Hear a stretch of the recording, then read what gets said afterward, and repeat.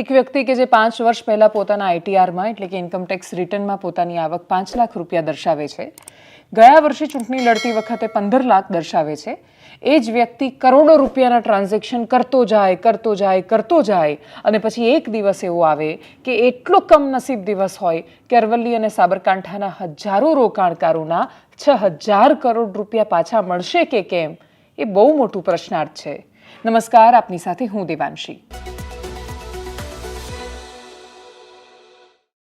વિડીયોની શરૂઆતમાં બીઝેડ ગ્રુપની વાત કરવી છે.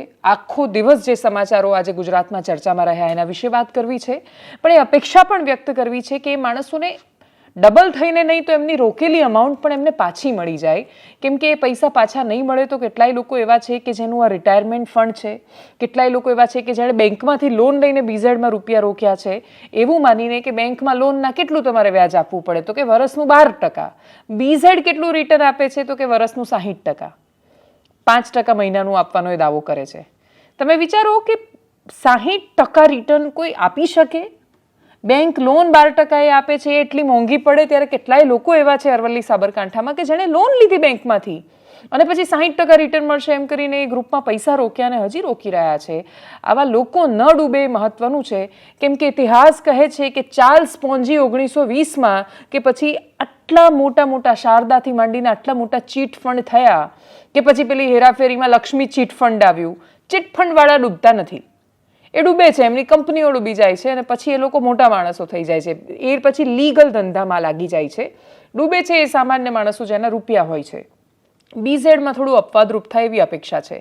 આખો ઘટનાક્રમ શું છે? ગઈકાલે પણ જેની વાત કરી હતી, ભૂપેન્દ્રસિંહ ઝાલા નામનો એક માણસ થોડા વર્ષો પહેલા કોઈ જગ્યાએ નોકરી કરતો હશે અને પછી બિટકોઇન કે કરતા એમને ખબર નહીં શું હાથમાં આવ્યું, એમણે શરૂ કરી દીધી પોન્જી સ્કીમ.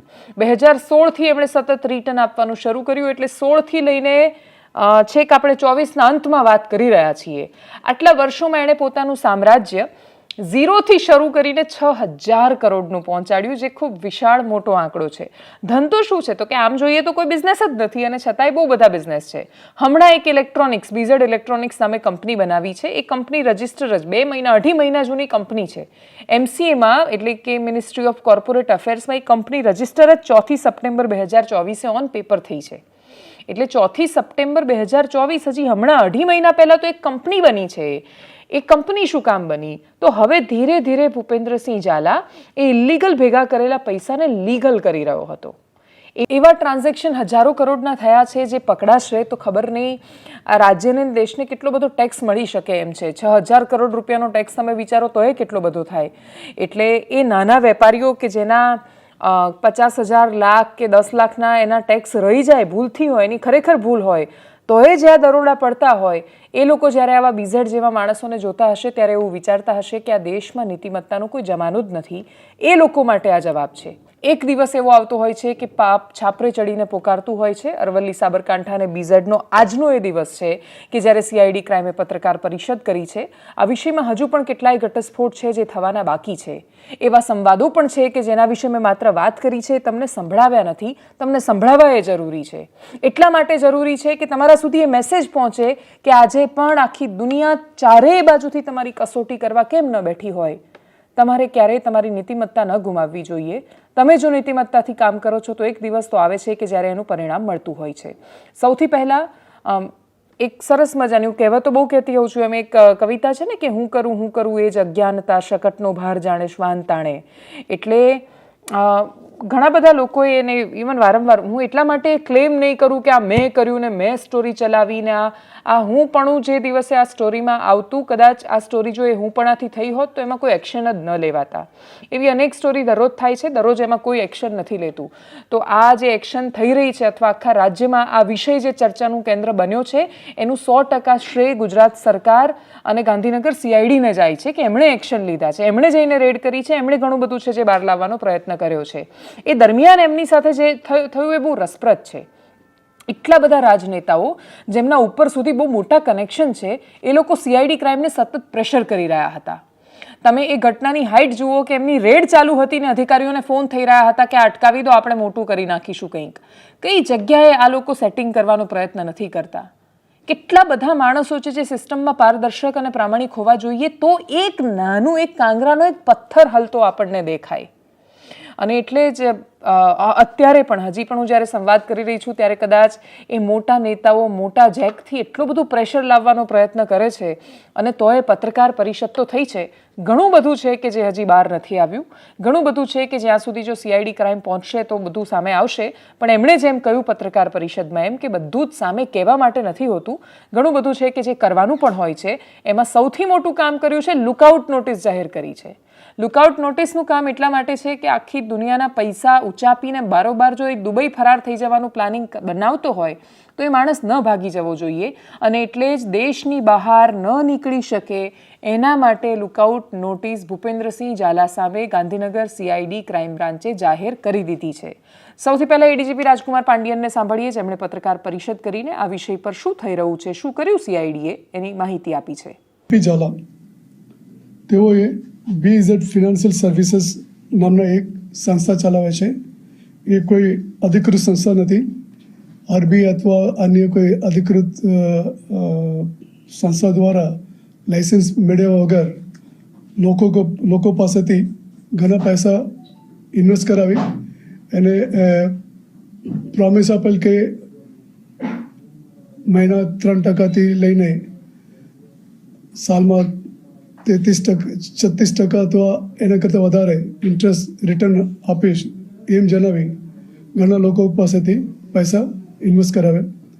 એ સિલસિલા લગભગ 2020થી ચાલે છે, અને હાલ સુધી કેટલા ભોગ બનનાર છે એ હાલમાં કહેવાનું મુશ્કેલ થશે, કારણ કે મોટી સંખ્યા હશે.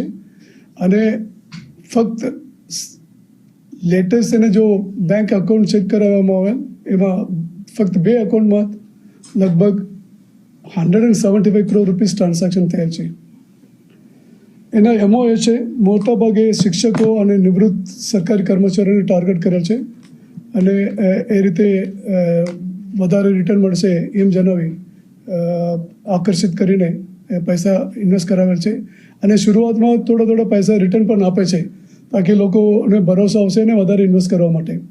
એમ કરીને સિમ્પલ મલ્ટી લેવલ માર્કેટિંગ એક પોન્ઝી સ્કીમ છે, જેથી CID ક્રાઇમ દ્વારા ગઈકાલે કરવામાં આવેલ જે રેડ આધારે મળેલ માહિતી તેમજ જેને પકડવામાં આવેલ એ આધારે હાલમાં FIR રજીસ્ટર કરવાની કાર્યવાહી ચાલુ છે. હાલમાં એક જ એજન્ટ પકડવામાં આવેલ છે, એનું નામ આનંદ દરજી છે. એ ઉપરાંત અન્ય એજન્ટોને પકડવાની કાર્યવાહી ચાલુ રહે છે. એ એજન્ટને લગભગ 5 થી 25% એ લોકો જે પણ એજન્ટ, દાખલા તરીકે એજન્ટ 1 કરોડ રૂપિયાનું કામ લઈ આવે છે એને 5 થી 25% એજન્ટને આપે છે. એ હાલમાં તપાસમાં બહાર આવેલ છે. હાલમાં મુખ્ય આરોપી છે, નામ મેં કીધું ઓલરેડી, કે ભૂપેન્દ્ર પરબતસિંહ ઝાલા. એને ઓફિસ છે રનાસન તલોદ સાબરકાંઠામાં આવે છે મેઇન ઓફિસ. એ ઉપરાંત દરેક જિલ્લામાં અલગ સ્થળે જે કીધું છે જિલ્લા, એક દરેક જિલ્લામાં એની ઓફિસ છે. એને ઓફિસમાં કામ માટે 2-3 છોકરાઓ છે. એ ઉપરાંત જે એજન્ટ છે એ એજન્ટ કોણ છે હવે સામેથી મીડિયા મારફતે પણ અને પબ્લિક દ્વારા અમને માહિતી મળશે, એ આધારે તપાસ આગળ વધશે. શું બાકી છે એ વિષય પર પણ વાત કરવી છે, પણ એ પહેલાં તમને એક ઓડિયો સંભળાવવો છે. એ ઓડિયો ખૂબ અંગત છે. જો કદાચ આ વિષય આટલી રીતે ચર્ચામાં ન આવ્યો હોત તો એ ઓડિયો, એ સંવાદ હું કદાચ ક્યારેય રિલીઝ પણ ન કરતી. એ 3 સંવાદો છે, એમાંથી 2 સંવાદની મારી પાસે સાબિતી છે, અને સદનસીબે એ સાબિતી છે કે જેથી તમે એ વાતને પ્રસ્થાપિત કરી શકો એમ છો કે આ લોકો તમને શામ દામ દંડ ભેદ કોઈ પણ રીતે હેરાન પરેશાન કાં તો પછી તમારી બાજુ લેવાનો પ્રયત્ન કરે. કોઈ પણ આવી સ્ટોરીમાં શું થાય છે, પત્રકારોની સાથે શું થાય છે, સમાજમાં જવાબદારીવાળું કામ કરતા દરેક માણસની સાથે શું થાય છે, અને એણે કેમ એનાથી બચવાનું છે એની વાત કરવી છે. હું IPS હસમુખ પટેલનો ઇન્ટરવ્યૂ હમણાં જ મેં GPSCના અધ્યક્ષ એમના બન્યા પછી, એક્સ IPS અને હવે GPSCના અધ્યક્ષ, એક સંવૈધાનિક પદ પર છે, એમનો મેં એક ઇન્ટરવ્યૂ કર્યો. એમાં એમણે એક વાત કરી, એ બહુ જ મહત્વની હતી. મેં એમાં એમને કહ્યું કે જો પ્રામાણિકતાથી કામ ન થઈ શકતું હોત સિસ્ટમમાં તો હસમુખ પટેલ આપણી સાથે અહીંયા ના હોત. તો એમણે કરેક્ટ કરી મને અને કહ્યું કે નહીં, મારું ઉદાહરણ તો લાગુ જ નથી થતું. મેં એવા કોન્સ્ટેબલને જોયા છે, મેં એવા અનેક માણસોને જોયા છે કે એમનો તો પગાર પણ એટલો વધારે નથી હોતો. એ દરરોજ એવી લાઈફસ્ટાઈલ જુએ છે, વૈભવી જીવન જીવતા માણસોને મળે છે, એ એવા નેતાઓની આસપાસ રહે છે, એ સેલિબ્રિટીઝની આસપાસ રહે છે, પણ એ ઘરે જાય ત્યારે એમનું બાળક એમને એવું કહે કે પપ્પા મને એ કેફેમાં લઈ જાઓ, ત્યારે નથી લઈ જઈ શકતા કેમ કે એમનો પગાર એટલો નથી હોતો, અને તોય એ પ્રામાણિક રહે છે. માણસની પાસે એનું ખિસ્સું ખાલી હોય, કરપ્શન કરવાના 10 કારણ હોય, અને તોય એ ન કરે તો એ પ્રામાણિકતાની પરાકાષ્ઠા પૂરી પાડે છે. એવા તો હજારો માણસો છે આ દેશમાં કે જે કંઈ પણ ખોટું કરે તો આપણને એવું લાગે કે એનું ખોટું કરવું જાયજ છે, અને તોય એ ખોટું નથી કરતા, એ ક્યારેય કોઈનું કશું નથી લેતા. એવા માણસોથી આ સૃષ્ટિ ટકેલી છે, ને એવા માણસો છે કે જે પ્રેરણા આપે છે દરરોજ, કે આપણને એવું થાય કે આપણને તો ઈશ્વરે શું નથી આપ્યું. રહેવા માટે ઘર છે, જીવવા માટે એક વ્યવસાય છે કે જેમાં તમે કામ કરીને તમારું પેટ પૂરું કરી શકો છો, તમે એક ધંધો કરી શકો છો જેને ખૂબ પ્રામાણિકતાથી ઊંચાઈ સુધી લઈ જઈ શકો છો, અને છતાંય જો તમે માત્ર થોડીક લાલચોમાં હજારો માણસોનું અહિત થશે એ તમને ખબર છે, અને તોય તમે એ માયાજાળમાં ફસાઈ રહ્યા છો, તો તમે ખોટું કરી રહ્યા છો. અમારી સ્ટોરી પછી ભૂપેન્દ્રસિંહ ઝાલાએ જ્યારે મને ફોન કર્યો, અને એના પછી એમણે મને જ્યારે વાતોમાં એમણે એ જાહેરાતની વાત કરી, ત્યારે મેં એમને જવાબ આપ્યો. જવાબ આપ્યા પછી મને બહુ દુઃખ થયું હતું, કેમ કે એની આગળના ઇન્સિડન્ટ મને ખબર હતી. મને ખબર હતી કે સ્ટોરી ચાલ્યા પછી એમણે જાહેરાતો આપીને પછી એ સ્ટોરી ચાલવાનું બંધ થઈ ગઈ. અમે ચલાવી એના થોડા સમય પહેલાં નામ લીધા વગર ત્યાંની સ્થાનિક ચેનલમાં, બાકીની બધી અલગ અલગ જગ્યાએ ભૂપેન્દ્રસિંહ ઝાલાની સામે સ્ટોરી ચાલતી હતી. પણ એ બીઝેડ કે આ પ્રકારની કોઈ પણ ફિનાન્શિયલ કંપની સામે સ્ટોરી શું કામ ચાલતી હતી ખબર છે? સ્ટોરી ચલાવવાની, રૂપિયા લેવાના, સ્ટોરી ઉતારી લેવાની, જે નોબલ પ્રોફેશન છે. હું કોઈ જ દિવસ પત્રકારત્વ પર આ રીતે ટીકા ટિપ્પણી નથી કરતી, કેમ કે એવું માનું છું કે આપણે જે વ્યવસાયમાં હોવા જોઈએ, દરેક વ્યવસાયની ખરાબ બાજુ છે, આપણે એને શું કામ ફોકસ કરવું જોઈએ. પણ મને એવું લાગે છે કે જો હું દરરોજ પોલીસની ટીકા કરું છું, હું દરરોજ આવીને નેતાઓને સામે કંઈ ને કંઈ બોલી જાઉં છું, અધિકારીઓને બોલું છું, તો મારું પહેલું કર્તવ્ય બને છે કે હું ભૂપેન્દ્રસિંહ ઝાલા મને ફોન કેમ કરી શક્યા કે તમે આ જાહેરાત લઈ લો અને આ સ્ટોરી હટાવી દો. અને એ જાહેરાત મેં ન લીધી, અથવા મેં એમને ખૂબ પ્રેમથી ના પાડી. મારી એમની સાથેનો સંવાદ ખૂબ પ્રેમથી કરેલો સંવાદ છે, કોઈ જ દુશ્મની કે કોઈ ગ્રજીસ સાથે કરેલો કે દ્વેષની સાથે કરેલી વાત નથી. હું એ ઓડિયો તમને સંભળાવવાની છું.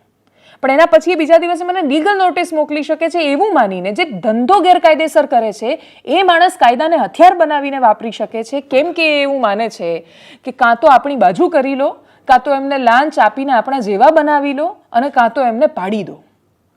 આ બેમાંથી જ્યાં સુધી કોઈ પણ માણસ બહાર નહીં આવે ત્યાં સુધી આ દુનિયા આપણે બહુ સારી રીતે ટકાવી નથી શકવાના. અને એટલે હું જે દરરોજ કહેતી હોઉં છું કે નૈતિકતાનો ઠેકો મેં લઈ રાખ્યો છે તો લઈ રાખ્યો છે.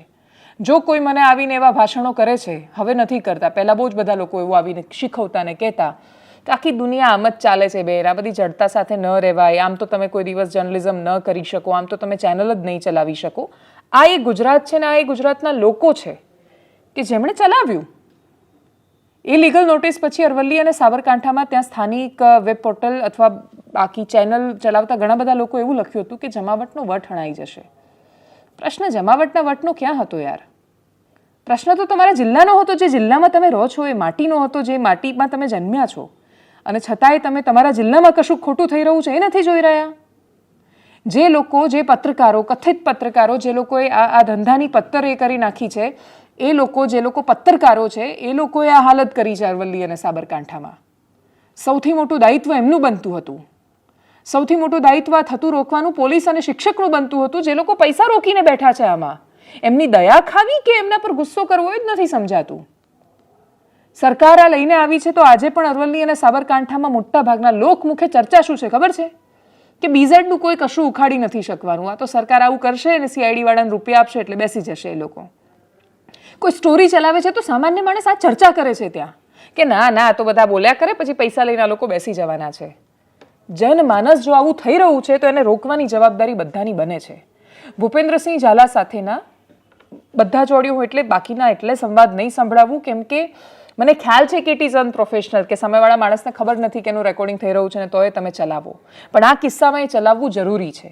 અને એટલે ભૂપેન્દ્રસિંહ ઝાલા સાથેનો મારો એ ઓડિયો સાંભળો તમે, કે જેની અંદર એ માણસને મારે એવું કહેવું પડ્યું કે હું પત્રકાર છું, હું ખંડણી ઉઘરાવવા માટે કામ નથી કરતી. સાંભળો. બસ કંઈ નહીં, મેં તમને આની સ્ટોરી પહેલાં ફોન કર્યો હતો આપના વર્ઝન માટે, પણ એ સમયે સંભવ વાત નહોતી થઈ શકી. મારે કેવું હતું, એ વખતે આપડે બેંક નું NBFC નું ઓપનિંગ હતું ને, આપનો મને ફોન આવ્યો હતો. એટલે પછી મેં આપને એવું કીધું કે હું 3-4 કલાક પછી આપને કોલ કરું છું, એવું કીધું હતું.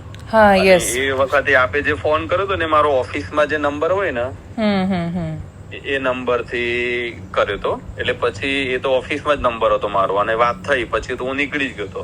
એટલે પછી હું કોલ બેક લેટર નો વિષય ના રહ્યો. ઓકે, હાજી હાજી.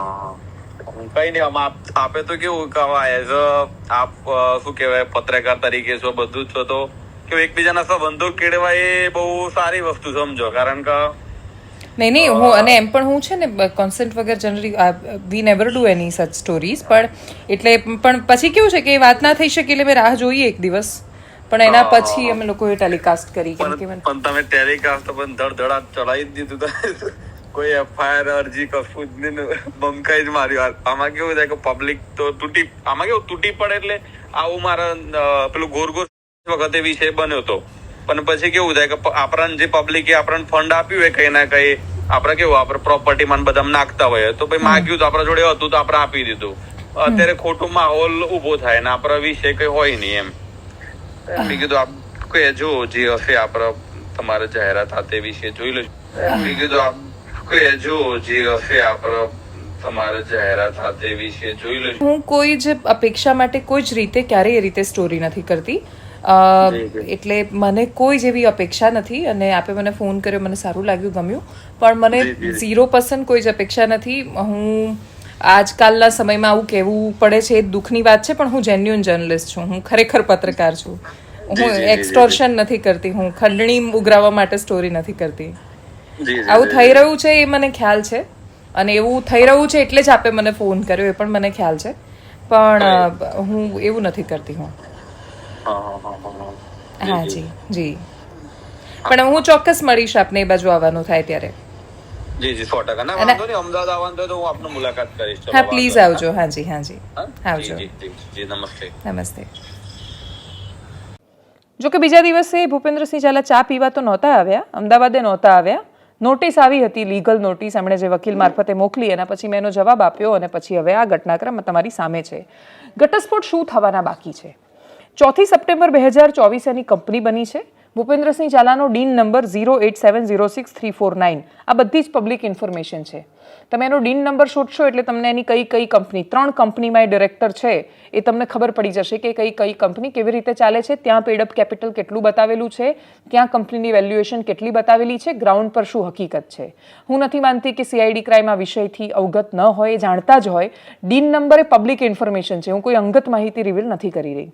બીજી સૌથી મોટી વાત, ઇન્સ્ટાગ્રામ અને બાકીની બધી જગ્યાએથી આ જેવો ઘટનાક્રમ સામે આવ્યો એટલે સવારથી જ બીઝેડે પોતાના બધા જ વિડીયોઝ છે હટાવી દીધા, ડિલીટ કરી દીધા છે. માત્ર લિંક્ડઇન એવું છે કે જે આજે પણ એમના એજન્ટ્સ અને એમના પણ પોતાના ઘણા બધા જૂના વિડીયોઝ, ફોટોઝ અને બાકીની ઇન્ફોર્મેશન છે હજી એ ત્યાં મૂકેલી છે. અને એ ઇન્ફોર્મેશનમાં લખવામાં આવ્યું છે કે ઇન્ટરનેશનલ ટ્રેડિંગનું કામ કરે છે, અને ઇન્ટરનેશનલ ટ્રેડિંગમાં એ ફોરેક્સથી માંડીને બાકીનું બધું જ ફિનાન્શિયલ એક્સપર્ટાઈ એમાં છે એમની, અને એમાં એ બધું કામ કરે છે. તમારે કોઈ પણ પ્રકારના આવા આર્થિક વ્યવહારોનું લેવડ દેવડનું કામ કરવું હોય, એટલે તમારે શેર માર્કેટમાં ટ્રેડ કરવું છે કે ફોરેક્સમાં કરવું છે, તમે સેબી પાસે રજિસ્ટર હોવા જોઈએ. RBI પાસેથી તમારે બેન્કિંગ માટેની પરવાનગી લેવાની હોય, એમાંથી કશું જ લીધેલું નથી. જે દિવસનો ઓડિયો તમે સાંભળ્યો ભૂપેન્દ્રસિંહ ઝાલાનો, એનાથી 4 દિવસ પહેલા તો એમણે NBFCનું ઓપનિંગ કર્યું છે. 2016થી આ ધંધો કરતો આવ્યો છે. એ માણસ હવે બધું લીગલ કરવા જઈ રહ્યો હતો ને હવે આ ઝડપાયો છે. ખોટી રીતે રૂપિયા ભેગા કરો ને પછી એને કાયદેસર બનાવીને જલસા કરો ને પછી ભાગી જાઓ વિદેશમાં. આ વર્ષોથી થતું આવ્યું છે. અમદાવાદના અભયભાઈથી લઈને સાબરકાંઠાના ભૂપેન્દ્રભાઈ સુધીનો ઇતિહાસ તો આ જ કહી રહ્યો છે. એટલે ભૂપેન્દ્રસિંહ ઝાલાની બીજી સૌથી મોટી વાત, એના HDFC બેંકના ટ્રાન્ઝેક્શન હજી સુધી CID ક્રાઇમે એની સ્પષ્ટતા નથી કરી પત્રકાર પરિષદમાં. એની બહુ જ મોટી બ્રાન્ચ રાજસ્થાનના ઉદયપુરમાં ચાલી રહી છે.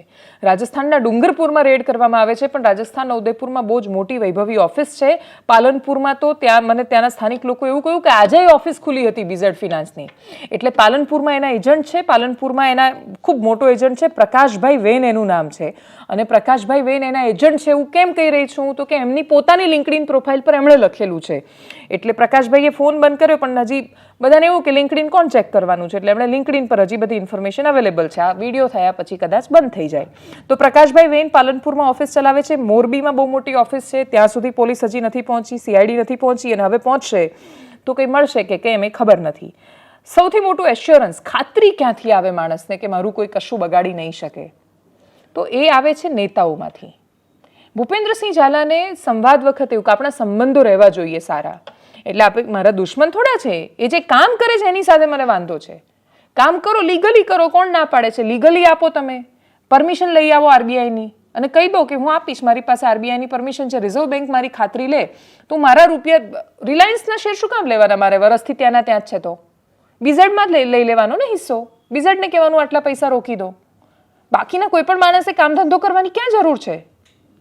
વર્ષનું આટલું વ્યાજ રિટર્ન ક્યાં મળે છે? ખેતરો બેતરો વેચી કાઢો, કોઈ ધંધો વળતર નથી, આપો BZને આપો બધા પૈસા. પણ ભાઈ તમે RBIની પરમિશન લઈ આવો, પરવાનગી લઈને કામ કરો. કોણ તમને ના પાડી રહ્યું છે? હું પોતે રોકીશ ના, SEBI પાસેથી લઈ આવો પરમિશન, કરજો ટ્રેડિંગ તમે. પણ જે ખોટું થઈ રહ્યું છે એ ખોટાની સામે કોઈ અવાજ કેમ ન ઉઠાવવો જોઈએ? પણ એ અવાજ ઉઠાવે ત્યારે એને દબાવવાની કોશિશ કોઈ એટલે કરે કેમ કે એની પાછળ એક બળ હોય જે સત્તાનું હોય. ભારતીય જનતા પાર્ટીના અરવલ્લી સાબરકાંઠાના સ્થાનિક પણ છતાંય બહુ જ મોટા ગજાના નેશનલ લેવલ સુધી પહોંચેલા નેતાઓ પ્રેશર કરી રહ્યા છે સતત ગાંધીનગર CID પર કે આનું પતાવી દો ગમે તેમ કરીને. કેસને ઢીલો પાડવાનો બની શકે એટલો પ્રયત્ન થઈ રહ્યો છે. હવે કેટલા મનોબળ સાથે આ કેસ કરાયો છે એના પર આધાર છે. આગળ જે શું થઈ શકે છે, કયા કયા એજન્ટ કેટલા એક્ટિવ છે, આ લોકો ક્યાં હજી ગુજરાતની બહાર આ પ્રકાશભાઈ વેન કે બાકીના લોકો નહીં પહોંચ્યા હોય, ને પહોંચીને રાજસ્થાન પહોંચ્યા હશે, નથી પહોંચી શકવાના. ગઈકાલે રાત્રે રેડ થઈ છે. એમને જો આમાં કંઈ પણ સંપર્કો માટે એમનું અહીંયા રહેવું જરૂરી જ હોય, શરૂઆતમાં એમણે એ બધું કરી લીધા પછી એ લોકો હવે આ કેસ થઈ ગયા પછી એને કેટલો દબાવવાનો પ્રયત્ન કરવામાં આવે છે ખબર નથી. જોઈએ આગળ સમયમાં શું થઈ શકે છે, કે દબાય છે કે કેમ. આગળ રાજ્યના બીજા એક વિષયની વાત કરવી છે. બે જ સમાચારની વાત કરવા માટે આવી છું, અને બીજા છેલ્લા મુખ્ય સમાચાર એ છે, સંજય પટેલ નામના એક શિક્ષક આચાર્ય છે. સુરતના અમરોલીમાં સ્નેહરશ્મિ પ્રાથમિક શાળા આવેલી છે. આ સ્નેહરશ્મિ પ્રાથમિક શાળાના આચાર્ય સંજય પટેલ કામ શું કરે છે તો કે એમનો ધંધો જે દુબઈમાં સેટ કર્યો છે, અને એ વર્ષમાં 37 વખત તો દુબઈ ગયા છે. એમની ટ્રાવેલ હિસ્ટ્રી એ કહી રહી છે. તો આપણને એવું થાય કે એક વર્ષમાં 37 વાર, વર્ષમાં મહિના 12 આવે, 12 મહિનામાં કોઈ માણસ 2 વાર જાય, એક મહિનામાં તો એ 24 વાર થયું. એટલે વારંવાર જે માણસ દુબઈ ગયા કરે છે, જેણે દુબઈમાં બિઝનેસ સ્થાપ્યો છે, એના પત્ની એના પાર્ટનર છે, બધી જ સાબિતીઓ હવે તો મીડિયાના માધ્યમથી સામે આવી ગઈ છે. તો એ ત્યાં કરતા શું હશે તો કે કશું નહીં. ત્યાંના જે શિક્ષકો એમને કોઈને કોઈ ગિફ્ટ આપી દેવાની, બધાના મોઢા બંધ કરી દેવાના. અને એક શિક્ષક કે જે વિદેશમાં રહે છે પણ હજી એ સરકારનો પગાર ખાઈ રહ્યો છે, અને પગાર તો બીજા નંબરની વસ્તુ છે, એ જગ્યા રોકાયેલી પડી છે. તમારો કરોડોનો બિઝનેસ દુબઈમાં સેટ થઈ ગયો છે, તમે સોનામાં આળોટી રહ્યા છો, તો તોય સરકારી નોકરીની લાલચ કેમ નથી જતી બાપા? આટલું સારું કમાઈ રહ્યા છો તો છોડી દો ને નોકરી. તમે છોડી દેશો તો કોઈક બીજું બનશે ત્યાં આચાર્ય, અને શાળા સારી રીતે ચાલશે. કમનસીબે બધાની પડી છે, શિક્ષકોને પોતાના પગારની પડી છે, અમારી પાસે આટલું કામ કરાવે ને સંઘ આ કરે ને સરકાર આ કરે, આખા ગામની પડી છે. બાળકોની કોઈને નથી પડી. જો તમને બાળકોની તમે પડેલી નહીં રાખો તો તમને એવું લાગે છે કે આગળ જતા એ બાળકો એવા નાગરિક બનશે કે જે તમારી પડેલી રાખશે? શું કામ? એ સન્માન નથી સામાન્ય માણસની આંખોમાં. એના જવાબ આ કિસ્સા આપી જાય છે. સંજય પટેલ જે સ્નેહરશ્મિના નામ પરથી શાળા છે, જીણાભાઈ દેસાઈ એમનું મૂળ નામ, એમનું ઉપનામ સ્નેહરશ્મિ હતું, અને વિદ્યાપીઠ સાથે સંકળાયેલા જોડાયેલા રહ્યા. ગાંધી બાપુની વિચારધારાને આદર્શો સાથે આખું જીવન જીવેલા જીણાભાઈ, એમના નામ પરથી, એમના હુલામણા નામ સ્નેહરશ્મિ પરથી શાળાનું નામ પાડ્યું. પણ તેનો આચાર્ય છે એને ગાંધી બાપુના આદર્શો અને વિચારો સાથે કોઈ લેવા દેવા નથી. 36નો આંકડો બહાર ફરે છે. શિક્ષણ મંત્રીએ ફરી એકવાર, હમણાં જ એણે મેડિકલ લીવ લીધી છે. મેડિકલ લીવ હોય એટલે ઘણીવાર પગાર પણ ચાલુ હોય છે. એ પગાર લે છે કે નહીં એ તો બહુ સેકન્ડરી ઇસ્યુ છે. ફરી એકવાર રાજ્ય સરકારે જે તપાસના આદેશ આપ્યા છે એ બહુ હાસ્યાસ્પદ છે. કેટલી બહેનો સામે આવી, પેલા શિક્ષિકા બેન અમેરિકા કેનેડા રહેતા હતા અને પછી આચાર્ય પર આરોપ લગાવ્યો. તમે જતા રહ્યા છો ને કેનેડા કે અમેરિકા, તો છોડી દો ને નોકરી. તમે દુબઈ પહોંચ્યા છો, સેટ થઈ ગયા છો, શું કામ સરકારનો પગાર જોઈએ છે? શું કામ તમારે એ બાળકોનું ભવિષ્ય ખરાબ કરવું છે? જવાબદારી એ શિક્ષકોની બને છે કે આજુબાજુ ખોટું થતું હોય તો બોલે, પણ કમનસીબે એ નથી બોલતા. કોઈને કોઈ લાલચ ને કાં તો ડર.